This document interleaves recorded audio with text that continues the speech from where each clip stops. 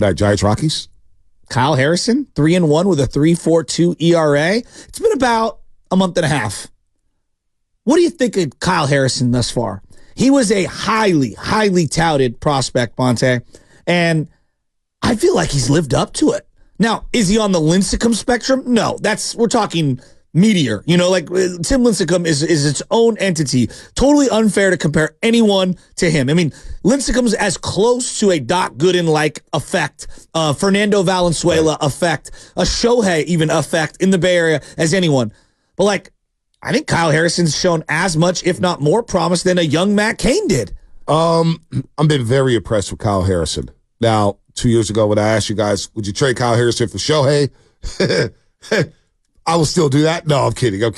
No, Kyle Harrison, look, I didn't know who he was.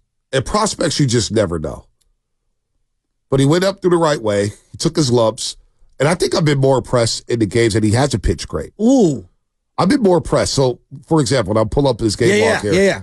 They start in Miami. In Miami, Monday afternoon. And he gives up 3 runs right away. Second inning. Boom, it's 3-0. Mm-hmm. So I wanted to see how the kid was going to respond. How are you going to respond, kid?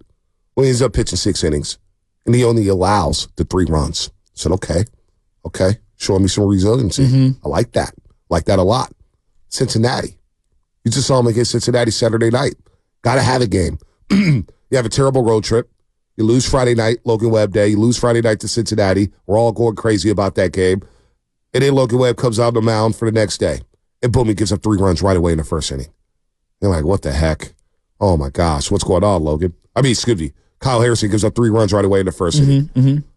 Well, next thing you know, he pitches 5 innings, and he only gives up the 3 runs. Now, he didn't have his best stuff, but he battled. So right away, through his first month and a half of the season, I'm saying to myself, okay, Kyle Harrison is a tough SOB. Yeah. He's going to battle. He's going to show you. He's going to show you some composure and some resiliency. Even though he's going to get knocked around early, he's going to battle, and he's going to keep your team in the game. I can live with that right now. And for me, that's been the most impressive aspect of it. The stuff is there, the fastball, all that's going to come, and it's going to be elite. I think he's going to be a really good pitcher for a long time. But right now, I think the resiliency and his composure of battling from facing early knocks and facing early deficits, that's been the most impressive part for me. I like that. No, I think that's well said, and I would agree with you on that. You can clearly see he's got really good potential. Yep. And I love his compete level, to your point. I think that's something he can hang his hat on. Being a competitor, fiery, I think that he's learning the strike zone. He's learning his strengths and weaknesses. I think he still needs work on the breaking balls, the secondary pitches, as I would like to say. The number one element for me early on, and I want your opinion on this. With 0 outs, opponents are batting 172. But with 2 outs, opponents are batting 328. Yeah, he's not putting guys away yet. That, to me, is a young pitcher who has got to learn how to finish innings and how to finish pitches, to your point, in the zone. He's given up 22 hits with 2 outs. He has struck out 14 guys. But the ERA, the whip, everything is higher with 2 outs as opposed to no outs, as opposed to 1 out. And so that is something that's really subtle, but 2 out opportunities are the things that I'm going to focus on for Kyle Harrison. And when I think of the great pitchers, the DeGroms, the Verlanders, the Lincecums, the Pedros, when there were 2 outs, they found a way to shut down that inning. And so I'm looking at Kyle Harrison. It's beyond the numbers right now. I'm just I want the young man to continue to finish innings and finish them strong when there's 2 outs. Yeah, and that'll come. That'll come. Maybe it comes tonight against the Red Hot Rockies team, right?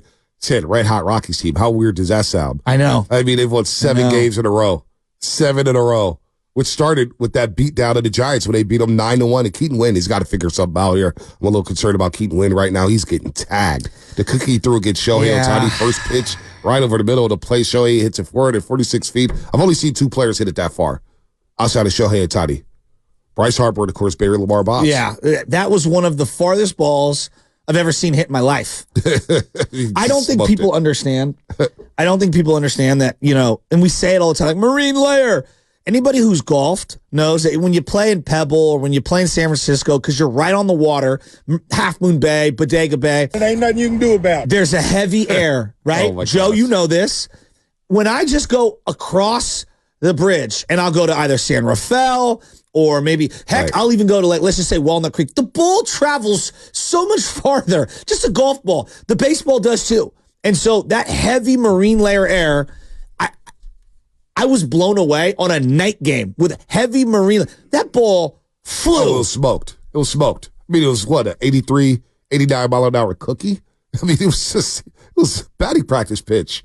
I mean, he did not miss. He did not miss. It was so impressive. By the way, somebody just asked, 650 Xfinity Mobile text line, when you guys doing a show at the Peninsula or San Mateo? Well, if you want us to have us out at your location, email us at themorningroast@957thegame.com. morningroast@957thegame.com. We would love to do a show on the Peninsula. Are you kidding me? I love the Peninsula. We might have to hit up the McCreevy's and go out to Millbrae Pancake House. That's our spot. See, I know you're thinking that. I do love that place. Vontae, it's time for you to do the legal. I had to stay away from there because that was the first spot I ever went to when I moved to San Bruno. Ed and I were like, "Oh, this is amazing." The crepes. This is amazing. Are you a crepe or are you a pancake? No, I go omelets. Oh, I'm you got the guy. omelet. I love the omelet guy. I get 2 pancakes on the side, get some nice bacon, Hash browns coffee. are so good. Hash browns are great. We're on the wall there. You know that? Yeah, I know we're on the wall. Every time someone goes there and sees us, I get a picture from somebody online or in Pre-soda Vontae. Is it you guys in the picture of Guy Fieri next to it, Yep, too? Then there's Festus Ezeli on the wall there. Is he? Yeah, he's on the wall up there. Oh, my goodness. When you make the wall. Festus eats breakfast, huh? I guess so. I figured him to be like a faster. You know, like he would fast. No, he eats. Oh, he Festus, eats? They're big boys. The one thing about NBA players, especially those 6'7", like Bully and Fezzi, The they metabolism. Can eat, man. They crush things. They don't gain anything. Yeah. It's like, damn, it must be great to be an athlete. I mean, our guy's 6'10". I mean, it takes a lot of food to keep that body going. That's true. Dude, so I am happy about that Wall of Fame moment, I will say. Why is that? Because I was always jealous of my guy, Kareem Gilbo. You know Kareem? Oh, yeah. Kareem, he's now a Raider, correct? Champions is his basketball Yep, program, his basketball I believe. program. Known Kareem a long time. He was on the wall.